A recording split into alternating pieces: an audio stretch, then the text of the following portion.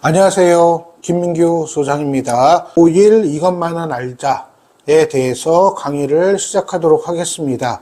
이제 고등학교 배정이 됐고요. 어떤 마음으로 어떻게 공부를 하는 것이 효율적이고 효과적일지에 대해서 말씀을 드리도록 하겠습니다. 공부를 열심히 하겠다라고 하는 다짐은 세웠을 텐데 중요한 것은 실천입니다. 다짐만 가지고는 해결이 안 되고요. 내가 하루에 몇 시간씩 공부할 것이냐, 이런 굳은 실천이 필요할 것이다 라고 생각을 합니다. 그리고 우리가 고등학교에서 공부하는 목표가 어느 대학을 갈 것인가가 제일 중요하다라고 생각이 듭니다. 그래서 대학 입시와 연관해서 내가 고등학교 3년 동안에 어떻게 준비하고 노력을 할 것인지 계획을 세우는 것이 필요할 것입니다. 입시 제도에 대한 이해를 하셔야 될 텐데 대학 입시에는 크게 수시 전형과 정시 전형이 있습니다. 각각의 어떤 전형들이 있는지는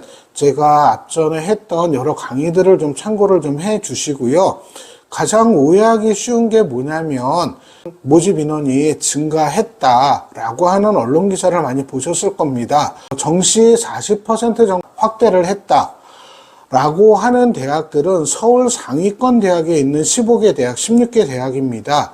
경기권, 수도권 대학까지 확장을 시켜본다면 수시 모집 인원이 약 70%, 정시 모집 인원이 30% 정도가 되고요. 전국적으로 확대를 한다면 수시 모집 인원이 약 80%, 정시 모집 인원은 20% 정도밖에 안 됩니다.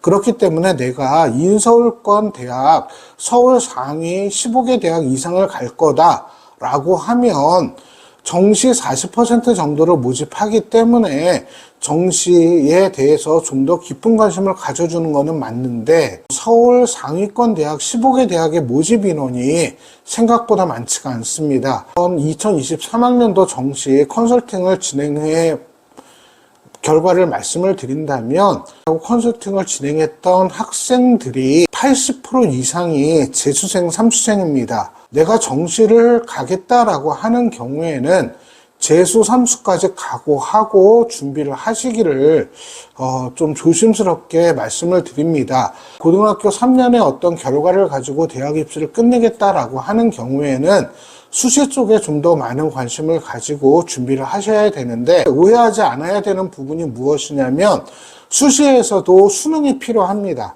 수능 최저학력 기준을 맞춰야 됩니다. 그런데 우리가 수능 100% 전형으로 정시를 지원하는 경우에는 국어, 수학, 영어, 탐구 과목을 모두 다 잘 봐야 된다라는 전제가 필요하고요.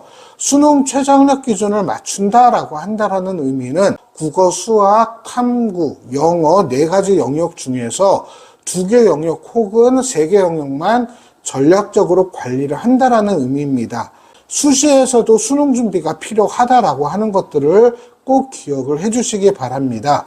내가 내신만 오히려 신경 쓰다가 수능 최저학력 기준을 충족하지 못하거나 수능 최저 없는 대학을 지원하는 경우에 오히려 결과가 더 좋지 않습니다. 내신 플러스 수능 최저학력 기준 이렇게 설정을 하시고 준비하는 것이 가장 효과적이다라고 하는 것들을 말씀을 드리고 싶고요. 중학교 때와는 다르게 고등학교의 내신 공부뿐만이 아니라 수능 최저학력 기준 맞추기 위한 정시 공부에서도 보면은 학업량은 중학교에 비해서 2배 정도가 늘어납니다. 깊이도 2배 정도가 늘어납니다. 그렇게 되면 실질적으로 우리 학생들이 준비할 양은 중학교에 비해서 4배 정도가 되는 것입니다. 산술적으로 본다면 중학교 때 내신을 유지하지 못하는 가능성이 더 높다라고 하는 것들을 염두에 두시고 철저하게 학업 관리를 하면서 학습 관리를 하면서 준비를 해주시기 바라고요. 특히 자기주도적인 학습 관리가 필요하기 때문에 그날 배운 것, 학교에서 배웠던 학원에서 배웠던 내용들은 바로 그날 복습해야 주어진 시간을 잘 관리할 수 있다라고 하는 것들을 기억을 해주시고 또한 학원 다니는 것만으로는 만족하면 안 됩니다. 학원 끝난 후에 배운 것을 스스로 정리하는 그런 습관이 필요하다라는 것들을 꼭 좀 말씀을 드리고 싶습니다. 그리고 이제 고등학교에서는 학생부 교과전형, 종합전형, 논술전형 같은 것들처럼 이렇게 수시 전형에도 세부적으로 나뉘는데 나에게 필요한 전형들이 무엇인지를 적극적으로 좀 찾아서 입시 용어 같은 것들을 정확하게 숙지하는 그런 노력들이 좀 필요하고요. 학생부 관리가 중요하게 여겨집니다. 특히 상위권 대학들의 경우에 교과 전형 안에서도 서류가 반영되는 대학들이 많이 하고 있습니다. 고려대학, 서울대는 학종이고요. 고려대학교 교과에도 서류평가가 반영이 됩니다. 그리고 건국대, 경희대, 동국대의 경우에도 교과 전형, 내신 성적이 중요함에도 불구하고 서류 평가하는 그런 요소도 있다라고 하는 것들을 꼭 좀 기억을 해서 교과 전형 지원한다라고 해서 난 내신만 신경 써야지라고 하는 경우에는 지원하는 대학의 폭이 굉장히 좁아진다라고 하는 것을 말씀드리고 싶습니다. 그리고 상위권 대학은 수능 최저학력 기준이라고 하는 것이 있어서 계속 말씀을 드리지만 수능 준비에도 만전을 기해 주셔야 한다라고 하는 거 기억하시고요.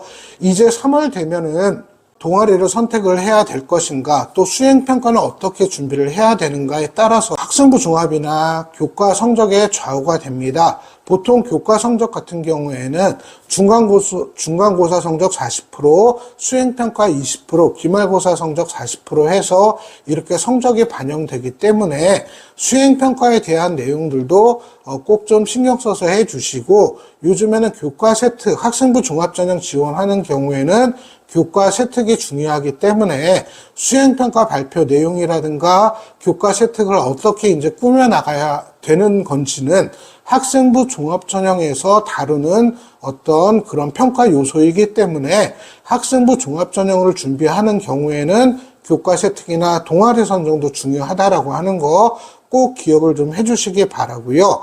그리고 가장 걱정되는 것은 무엇이냐면 학생들이 중학교 때처럼 공부하다가는 성적이 잘 나오지 않습니다. 중간고사 이후에 패닉 상태에 빠지는 학생들이 굉장히 많습니다. 내가 그래도 중학교 때는 최상위권이었는데 고등학교 중간고사 보고 나서 시험 문제도 갑자기 어려워지고 성적도 하락하다 보니까 패닉 상태에 이르는 학생들이 좀 많은데요. 동기부여가 필요합니다. 그래서 가능하다면 더 열심히 할 수 있다라고 한다는, 또는 성적을 더 올릴 수 있다라고 하는 어떤 동기부여를 해서 1학년, 고등학교 1학년 성적이 가장 중요하기 때문에 최선을 다해서 성적을 높여주는, 향상시켜주는 그런 노력들이 필요하다라고 할 것입니다. 내신 관리 철저히 해주시고요. 나에게 바람직한 대학 입시 전형은 무엇인지를 꼭 좀 체크를 해주시고 멘탈 관리 철저하게 해서 원하는 대학에 합격할 수 있는 어떤 실력과 자신감을 갖춰주시기 바랍니다. 네, 오늘 강의 이것으로 마치도록 하겠습니다. 감사합니다.